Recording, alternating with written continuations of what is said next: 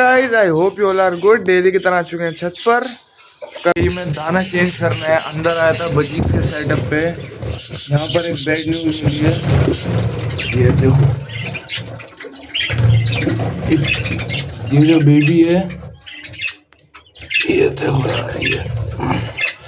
ये पता नहीं कब से फंसा पड़ा है।